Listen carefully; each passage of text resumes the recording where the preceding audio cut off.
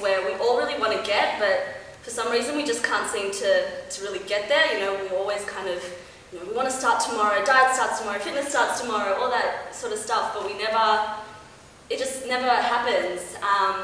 And it's going to be based on my experience, my history with my self-esteem and my relationship with food, I guess, to put it mildly. So I'm Liana, for those of you who don't know, which I think all of you do. I'm 25, I'm a student, I'm one of the instructors for Zumba United, and I've got, you know, a husband and a little baby. And so I'm living quite a relatively healthy life at the moment. In the last 2.5 years, I've been increasingly healthy, fit, eat pretty well. However, that wasn't really the case about 7.5 years ago. So I guess I'll start from the beginning, yeah? Growing up as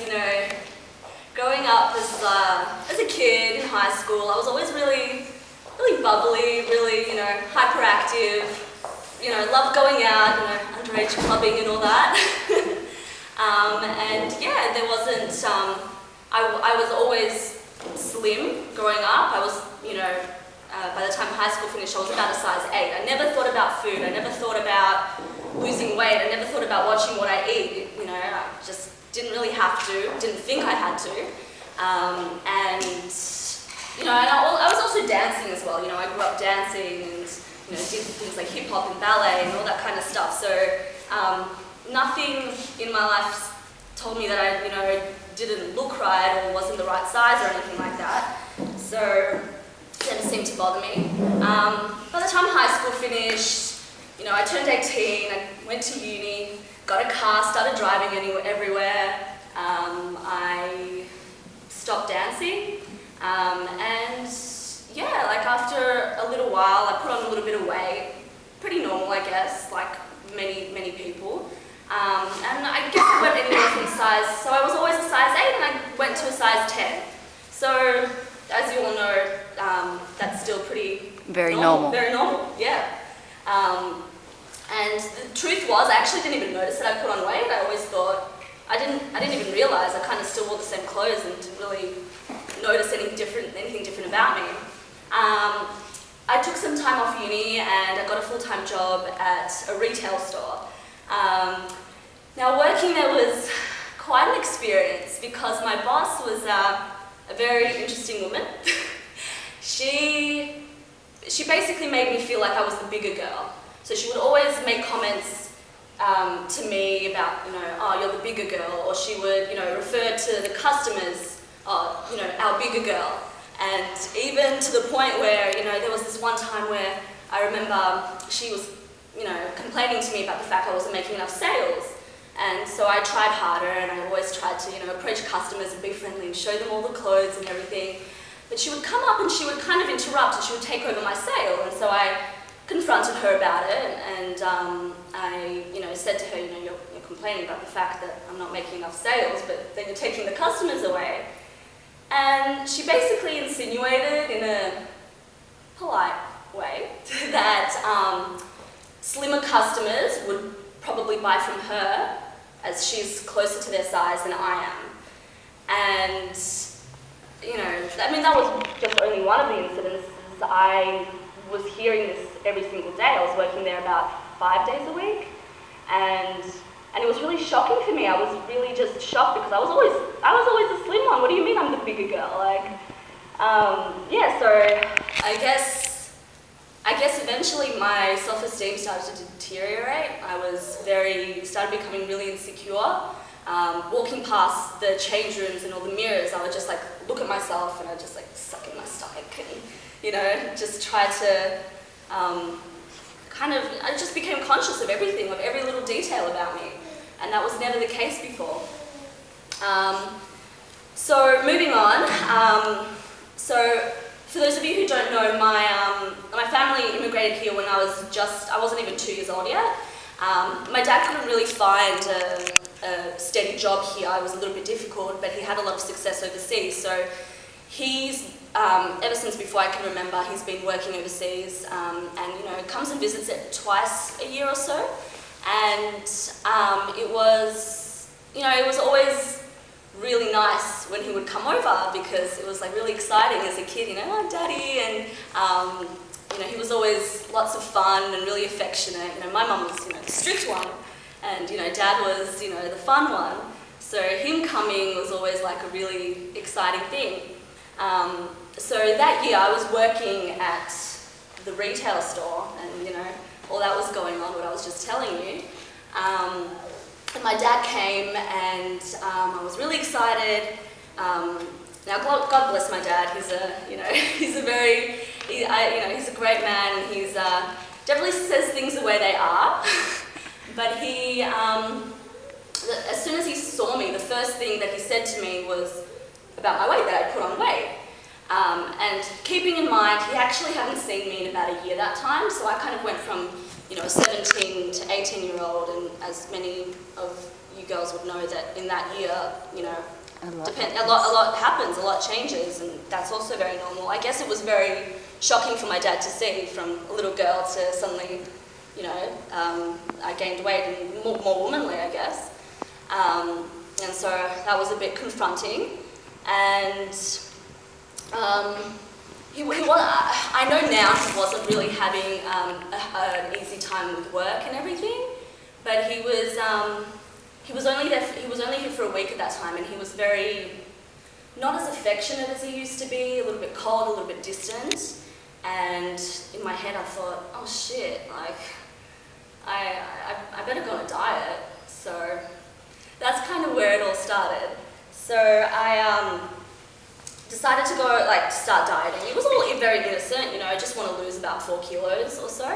And I don't know, I think I've been on every diet there is out there, South Beach, Atkins, Juice, I don't know, all of them. I started, and every time I would start the diet, I would lose weight.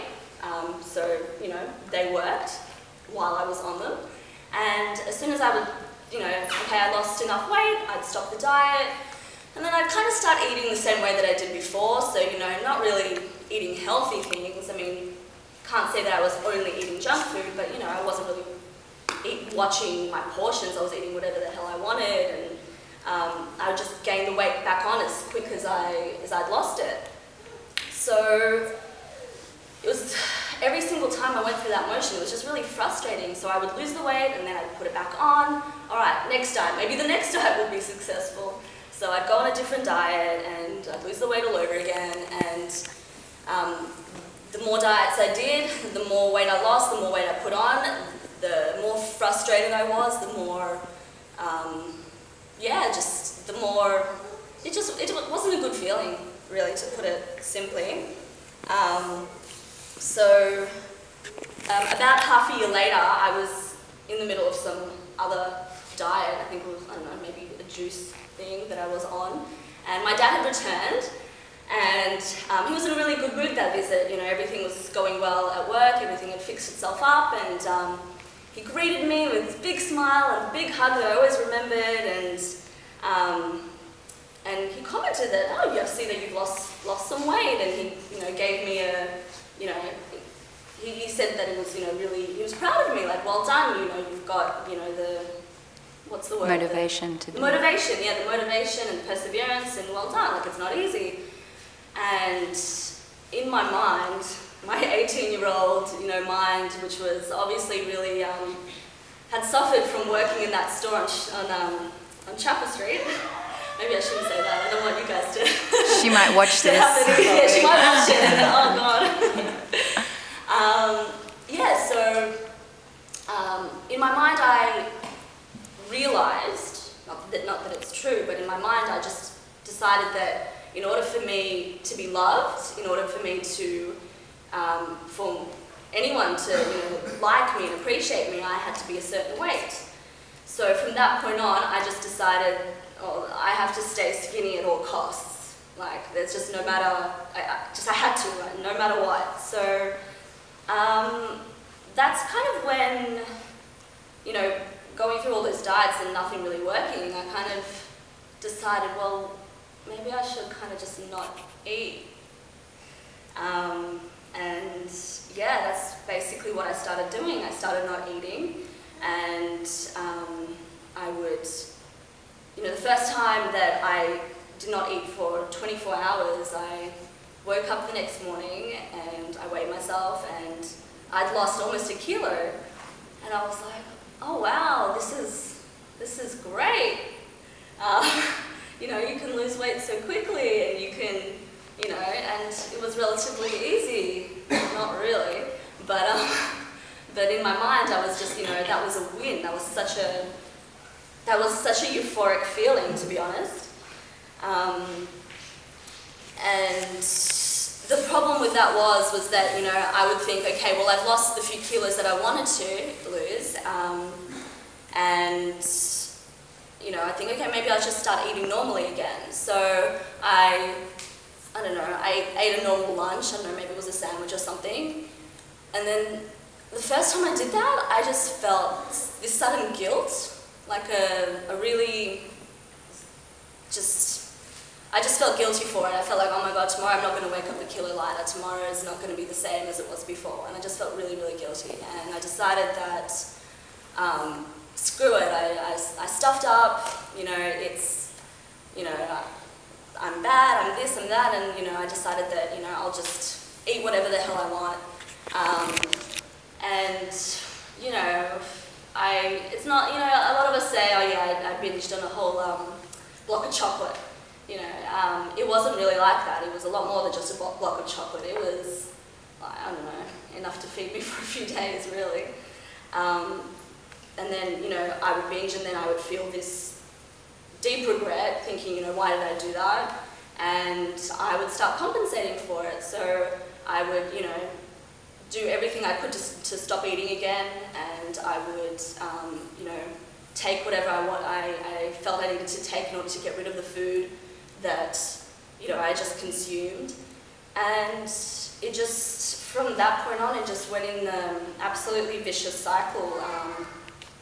The more I did it, the more I would start restricting, the more I would just kind of try to be normal again, and then I'd feel guilty about it, and then the cycle would just continue over and over again, and it just kept getting worse. And I felt eventually that I felt I just lost control. I really just lost control. I didn't know what was right or was wrong anymore. I guess, a successful day for me would have been, the only thing that I would consume would be tea and coffee and diet drinks and water, and that was, for me, that was success. Food was the punishment. Food was the bad thing. And honestly, I have no idea how it even got there, because I remember only maybe years before, I never really understood what, an eating disorder was. I didn't understand how people could restrict themselves and how they could stop themselves from eating and do all those kind of things to themselves. So eventually it just kind of got out of control. I became really anxious, started getting quite depressed. It was, just not a really good feeling. Within myself, I just started feeling worse and worse and worse. And eventually I hit rock bottom, I think, and it was easier. I lied so much. That's the other thing. I lied a lot. I lied to my family. I lied to my friends. Every time, I would put on weight and lose weight in the matter of a week. That's how much what I was doing to myself. And I would lie to my friends about going out. I'm sorry guys, I can't go out, or I have food poisoning, or, I'm not feeling well, or all that kind of stuff. And eventually, I hit rock bottom, and I kind of felt that I made more of an emphasis to people who were around me that, I was depressed and I was anxious. It was easier to just admit that I was anxious and that I had, depression. It was much easier because I felt so embarrassed about the fact that, what I was doing was really embarrassing, and I couldn't really bear for other people to know. anyway, I think it got to a point where I just kind of felt like I'd had enough. And I just really, really wanted to change because it just wasn't a way to live. And, you know, I was sick of being antisocial. I became so antisocial. I became feeling awkward around people. I didn't know how to talk to people anymore, people I didn't know. And it was just really not good. So I decided I wanted to change. I wanted to get better. So the thing is, I kind of had forgotten how to be normal after, I think it was about two years that it was at the worst, and after those 2 years I was trying to be normal again. I just wasn't really sure how to do it anymore. I kind of convinced myself that I was getting better, because I wasn't doing things as drastically.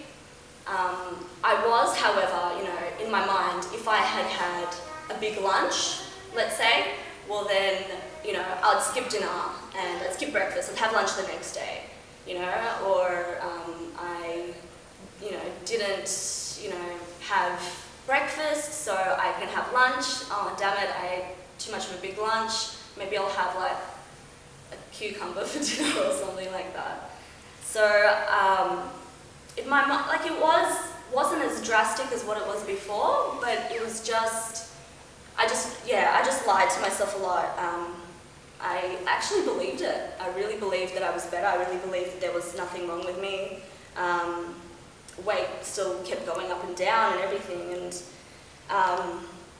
so look, a lot of aspects of my life were slowly improving, but it wasn't right. It really wasn't right, and I know that only now because I really have come such a long way since then. Eventually, I was, during the period of my denial, I was still trying to get better, and I was looking, being more positive about things. I went away, I went to Israel, I met a boy, and imported him back here. And so I'm gonna get stuck in this one spot. I'm gonna move to the happier part now. So after I got married and I came back to Australia, I heard of this thing called Zumba, and this is me going all tonight on you guys. But no, seriously. Look, at the time I heard of Zumba and I was like, oh, dancing, I used to do dancing, that's great. And then, you can burn up to 1,000 calories in an hour? Hells yeah. So I decided to give it a go. Actually, the first class that I tried, I really didn't like. It wasn't any of Keren's classes. Just putting it out there. It was, some gym, I don't know.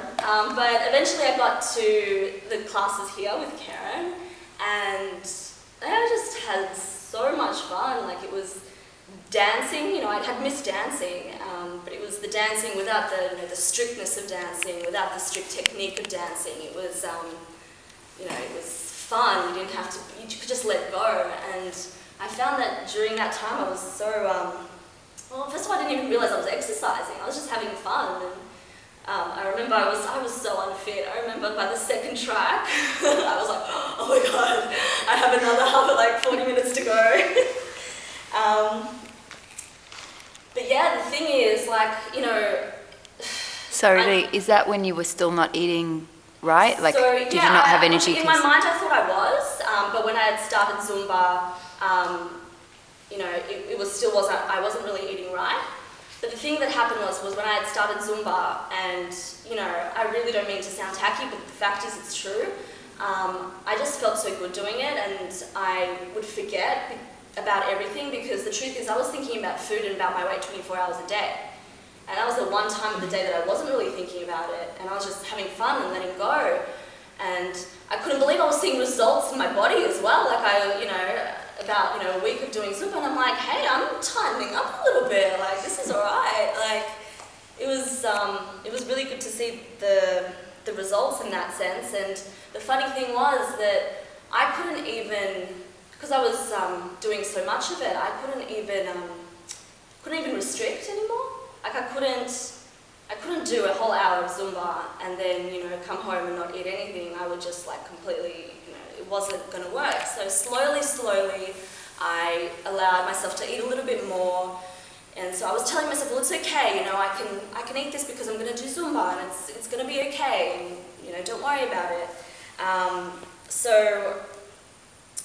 I started to shadow, as some of you might remember. I started to shadow and kind of found my confidence again. I think I kind of lost who I was for a little while. I think it was just kind of hidden deep within, and I didn't know who I was anymore. Then I started to instruct. I became really fit. I used to not be able to run to the end of the street. You know, that's how unfit I was. But I became really fit, and because I became really fit, I actually started to enjoy exercising. The thing is, I never liked to exercise. I never loved jogging. I never loved the gym. And suddenly, because I had so much more endurance, suddenly things like lifting weights was like, yeah, you know, it felt really good. I never would have gotten to that stage had I not started, you know, doing Zumba, and had it not increased my fitness in that sense. You know, I started meeting new people. I became more social. Slowly, my eating habits started to change. And when I say slowly, I mean really slowly.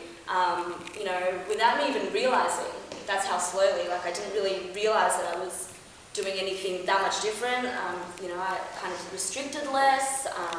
I stopped doing, you know, compensating for if I felt that I ate too much. And then, you know, eventually, and then, you know, I found out I was pregnant, and, you know, at that time I was like, I do remember feeling a little bit worried, going, oh no, you know, I'm going to put on all this weight and everything, but I continued exercising, I continued doing Zumba, and it was maintaining my weight absolutely fine, and I was just so happy about that. I was so happy that that what they say is true. You know, all you have to do is eat right and exercise, and you'll be fine. And, you know, I know it might seem to a lot of people like it's, you know, it's obvious, but it really wasn't up until that point to me. Now I love exercising so much. Like, it really, you know, I love Zumba. Everyone knows I love Zumba. But I love every type of exercise now. Like, you know, if I feel like I want to go for a jog, I go for a jog, and I actually enjoy it. Recently I started going to the gym, and yeah, it's been just, you know, look, I'll put it out there, just like everyone else, I have my days. You know, I have my days where I feel like, oh, you know, I'm having a fat day today, or I'm not, you know, not really, you know, I feel like I'm a little bit bloated or whatever. This starting from that point where I started to exercise, it slowly changed my habits, and kind of that's how here I am, basically. That's the story. So look, I'm going to continue. I just want to clear up a few things, because I know that there's a bit of a stigma involved with like eating disorders and all that kind of stuff, and a lot of people don't really get it.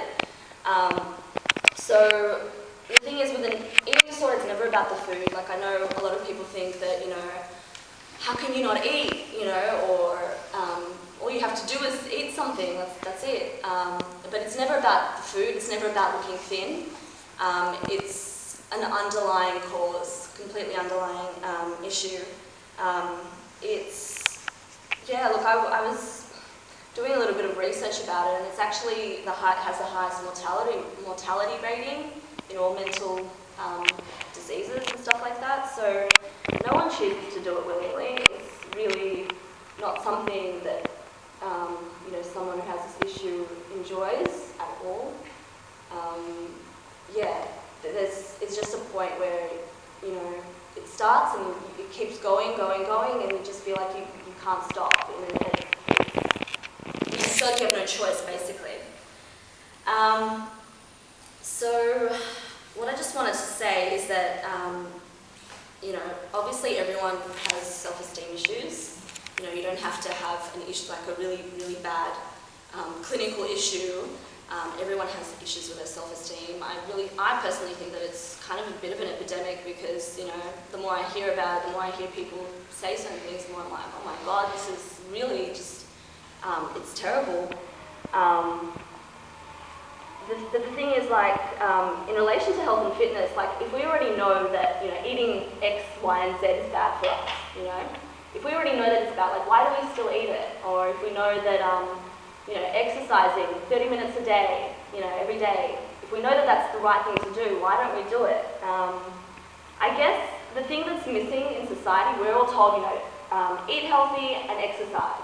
That's, you know, the two keys that you need. But the truth is, there's a third key, and that's all up here. And that's for everyone. That's absolutely for everyone. It all comes from here, and everything else will just fall in place. An interesting statistic that I read, actually, because I'm studying as well, so one of my majors is nutrition, and my other major is psychology. So I was reading my books the other day, and so here's a really interesting statistic, right? So 30% of women would trade at least 1 year of their lives to achieve their ideal body shape and weight. So that's a bit crazy, because exercise and eat right, achieve your ideal body shape and weight, and gain your extra years of your life. So it's really interesting, I thought. So anyone can change, absolutely anyone. But the thing is, it doesn't happen overnight.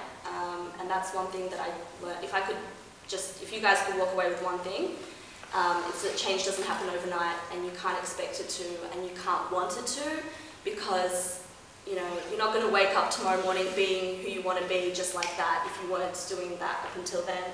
So it's all about reprogramming our minds, really, because we're creatures of habit. Everything that we're doing to ourselves today, you know, it's years of creating the habit, repetitive, you know, motions of doing these sorts of things. So everything that we do, you know, even brushing our teeth, like, I know that you guys think it's a normal thing, but, you know, it's something that you've created as a habit throughout years of your life. The thing that we have to understand is that everything that we're doing to ourselves today, in about 20, 30, 40 years' time, that's going to be the tool that you use to, you know, that could have led to, God forbid, you know, cancer, heart attacks, strokes. It's a really, really long list. I know that when we're young, we don't really realize what we're doing to ourselves, because we feel invincible. But, you know, people, you know, much older than us, you know, like even things like dementia and kidney stones and all that kind of stuff, they only have these issues because of what they had done to themselves while they were young. That's the thing that I think that if we can understand, I think we would possibly change what we're doing. So we kind of should start with achieving small, achievable goals. So starting off with one habit at a time is what I'm trying to say. So if it's, I don't drink enough water, or, you know, I eat too much sugar, like something small but achievable, you know, not like, you know, I want to try and not ever have dessert again, you know, that sort of thing. Like something really, really achievable, whether it's increasing your water intake, you know, instead of putting sugar into your tea, maybe using stevia, which is like a natural sweetener for those who might not know. And just getting the hang of that habit and programming it into our minds. And that's the only way, really. Because health is it's a journey, and no one's capable of, you know, putting on all these things onto themselves and doing everything all at once. So personally, things I've changed and incorporated